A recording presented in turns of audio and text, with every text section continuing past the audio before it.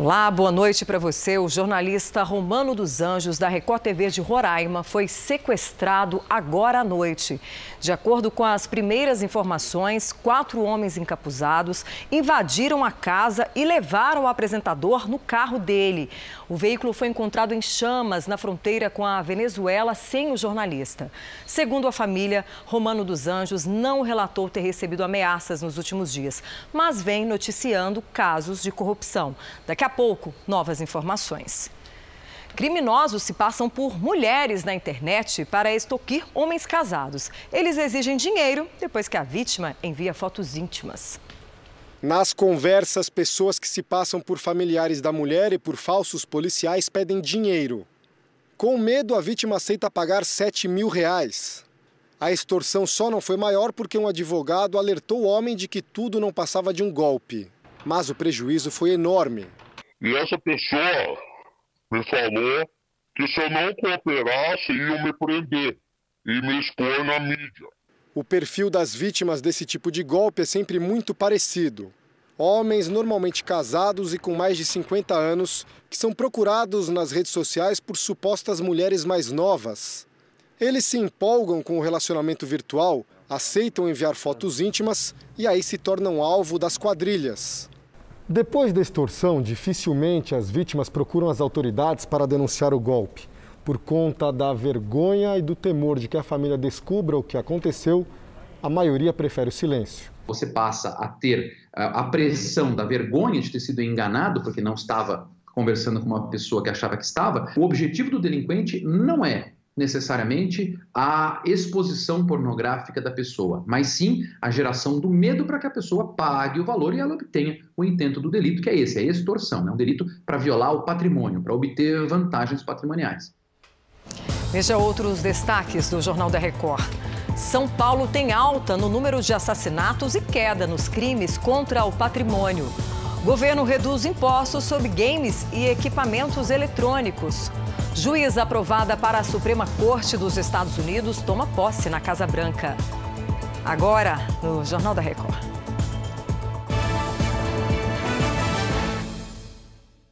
Oferecimento NextJoy, a conta digital Next para você e seus filhos.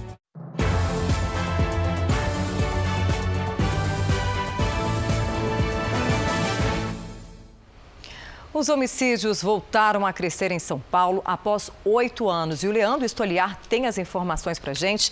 Né, Leandro? Boa noite para você. Oi, Patrícia. Boa noite. Os dados foram divulgados pela Secretaria de Segurança Pública de São Paulo. Entre janeiro e setembro desse ano, 2.218 pessoas foram assassinadas no estado. Esse número representa uma média de 8 mortes por dia. No mesmo período do ano passado, foram 2.080 assassinatos. Essa é a terceira vez que o governo de São Paulo registra aumento no número de mortes nesse período, quando comparados a anos anteriores. As outras altas aconteceram em 2009 e 2012. O que chama a atenção é que o índice de latrocínio, o roubo seguido de morte, diminuiu.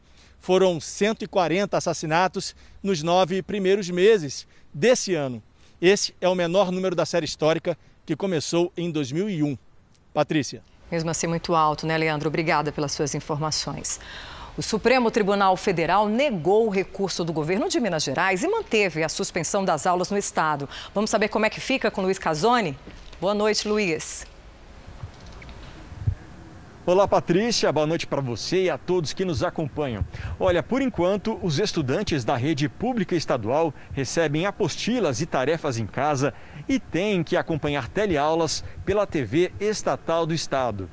A ação do estado questionava a decisão da Justiça Mineira que impediu o retorno das atividades presenciais para alunos da rede pública estadual já em outubro. A decisão do ministro Luiz Fux, presidente do STF, diz que critérios técnicos indicam como medida delicada o retorno das aulas presenciais, mesmo em cidades que tiveram redução de casos de Covid-19. A decisão é do dia 21 de outubro, mas só se tornou pública nesta segunda-feira. A Advocacia Geral do Estado informou que ainda não foi intimada da decisão. Patrícia, com você. Obrigada, Luiz. Bom descanso. O Rio Grande do Sul voltou a ter bandeira vermelha de risco alto para a transmissão do coronavírus. O Vitor Costa tem as informações. Qual a região, Vitor? Boa noite. Muito boa noite, Patrícia. Boa noite a todos. O governo gaúcho atualizou nesta segunda o mapa de bandeiras no modelo de distanciamento controlado. E a região de Cruz Alta, no noroeste do estado, regrediu de fase depois de 2 semanas consecutivas, com todo o estado na bandeira laranja, de risco médio para o contágio. A classificação vale a partir desta terça-feira. A região apresentou aumento nos números de hospitalizações e pacientes em leitos de UTIs. Cruz Alta não apresentou recurso ao governo estadual para mudar de bandeira. Patrícia. Obrigada, Vitor. E nesta terça, o governador do Rio de Janeiro e o presidente da Assembleia Legislativa vão a Brasília para pedir o adiamento de uma votação no STF que pode ter impacto direto nos cofres do estado. Vamos falar com Pedro Paulo Filho. Boa noite. Explica pra gente aí o que está em jogo, Pedro. Oi, Patrícia, boa noite para você, boa noite a todos. Olha, são repasses de royalties de petróleo no valor de 57 bilhões de reais. A maior parte da compensação pelos danos ambientais da produção do petróleo era dividida entre estados e municípios produtores. Mas uma lei aprovada em 2012 pelo Congresso Nacional redistribuiu esses valores para todo o país. Há 7 anos, o Rio de Janeiro mantém a arrecadação por meio de uma liminar, que agora será analisada pelo Supremo Tribunal Federal no dia 3 de dezembro. A reunião, para tentar adiar essa sessão, foi agendada com o presidente do STF, ministro Luiz Fux. Patrícia. Obrigada, Pedro.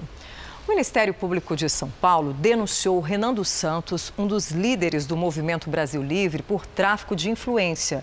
O empresário Alessander Mônaco Ferreira, que é apontado como financiador do MBL, também foi citado na denúncia e é acusado de fraude em licitação, corrupção passiva e lavagem de dinheiro. Segundo a promotoria, Renan teria indicado Mônaco para um cargo público e o empresário teria feito doações ao MBL no valor equivalente ao salário recebido.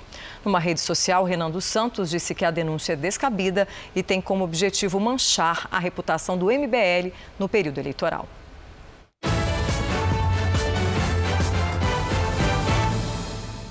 Na reta final da eleição para a presidência dos Estados Unidos, Donald Trump e Joe Biden cumprem os últimos compromissos da campanha. Vamos até lá com a correspondente Evelyn Bastos, que tem todos os detalhes. Há apenas uma semana para a eleição, o presidente Donald Trump vai para os estados do Michigan, Wisconsin e Nebraska nesta terça-feira. Já Joe Biden viaja para a Geórgia. Vai ser a primeira viagem de campanha do candidato a um estado que não vota em um democrata desde 1992. Nesta segunda-feira, Trump viajou para a Pensilvânia, onde teve 3 comícios de campanha. A Pensilvânia é considerada um estado crucial para decidir quem será o próximo presidente, já que a disputa por lá é sempre acirrada. Em 2016, Trump venceu Hillary Clinton por pouco na Pensilvânia e pretende garantir a vitória também desta vez, Patrícia. Obrigada, Evelyn. E a juíza Amy Coney Barrett prestou juramento à Suprema Corte dos Estados Unidos em uma cerimônia na Casa Branca agora há pouco. Foi logo depois da nomeação dela ser confirmada pelo Senado. O presidente Donald Trump diz que Barrett vai tomar decisões baseadas numa leitura fiel da Constituição. A juíza declarou que vai saber separar o dever das preferências políticas. Agora, a Suprema Corte do país tem 6 juízes de perfil conservador e 3 de perfil liberal. E aqui no Brasil, o governo federal anunciou uma nova redução do imposto sobre videogames. Vamos a Brasília com Matheus Scavazini. Olá, Matheus. Boa noite. Boa noite, Patrícia. O corte deve ser publicado no Diário Oficial da União dessa terça-feira. E, além dos videogames, contempla também os acessórios. As novas alíquotas diminuíram 10 pontos percentuais. Em consoles e máquinas de jogos, por exemplo, o imposto passou de 40% para 30%. A primeira redução aconteceu em agosto do ano passado. O impacto na arrecadação deve ficar em torno de R$ 2.700.000 por mês. Para o ano que vem, a queda prevista é de 36 milhões de reais. Segundo o presidente Jair Bolsonaro, os jovens voltaram a reclamar, então ele pediu ao ministro da Economia, Paulo Guedes, essa nova redução no imposto. Patrícia. Obrigada, Matheus. Veja a seguir, 60 mil pessoas fogem de incêndio florestal na Califórnia. E também as últimas informações sobre o sequestro de um jornalista agora à noite. Voltamos a falar sobre o sequestro do jornalista Romano dos Santos da Record TV em Roraima. E quem tem as informações é o Raniel Silva. Olá pessoal, nós estamos aqui na TV Imperial para dizer que hoje, por volta de 8 horas e 30 minutos, no bairro Aeroporto, o apresentador Romano dos Anjos foi sequestrado. É isso mesmo, você ouviu muito bem, foi sequestrado. 3 marginais invadiram sua casa e o levaram. O carro do apresentador foi encontrado por volta das 10 horas da noite, carbonizado. A polícia toda do estado de Roraima está à procura desses marginais. O incêndio florestal na Califórnia obrigou 100 mil pessoas a deixarem as casas. Os ventos fortes espalharam as chamas rapidamente. 350 mil casas ficaram sem energia. 2 bombeiros tiveram ferimentos graves. Esta é a pior temporada de incêndios já registrada na região. Uma área equivalente a 1.500.000 campos de futebol foi destruída pelo fogo. 31 pessoas já morreram. O Japão e os Estados Unidos realizam exercícios militares numa clara demonstração de força contra a China. Vamos até o Japão com a correspondente Silvia Kikuchi, que tem todos os detalhes para a gente. Boa tarde, Silvia. Olá, boa noite, Patrícia, e a todos que nos acompanham. A ação em conjunto entre Japão e Estados Unidos começou nesta segunda-feira e vai até o dia 5 de novembro. Navios de guerra, centenas de aeronaves e 46 mil militares estão envolvidos. É a primeira grande mobilização do premier Yoshihide Suga. Ele prometeu reforçar a segurança diante da crescente atividade naval chinesa perto das ilhas disputadas por China e Japão na divisa entre os 2 países. Os exercícios militares entre Estados Unidos e Japão são realizados a cada 2 anos e, pela primeira vez, foram incluídos treinamentos de guerra cibernética e eletrônica. Patrícia. Obrigada pelas informações, Silvia. O presidente da Turquia pediu aos cidadãos do país que boicotem produtos franceses. A declaração acontece depois de a França reforçar medidas contra o radicalismo islâmico. Quem traz as informações é a correspondente Bianca Zanini. O presidente Recep Erdogan disse que o líder francês Emmanuel Macron tem uma política anti-islâmica. A França é o 10º maior fornecedor de produtos importados na Turquia. Na última semana, Macron disse que pretendia combater o radicalismo islâmico e reforçou que se trata de uma ameaça em algumas comunidades francesas. Depois de um ataque terrorista contra um professor de história, a França prometeu expulsar estrangeiros acusados de radicalização, dissolveu grupos fundamentalistas e fechou uma mesquita temporariamente. As ações foram criticadas por alguns países do Oriente Médio, como Egito, Jordânia e Arábia Saudita. Várias associações comerciais árabes aderiram ao boicote. De Tel Aviv, Bianca Zanini. E essa edição do Jornal da Record termina aqui. Outras informações no Fala Brasil às 8h25 da manhã. Fique agora com as imagens que marcaram esta segunda-feira. Obrigada pela companhia e uma boa noite para você.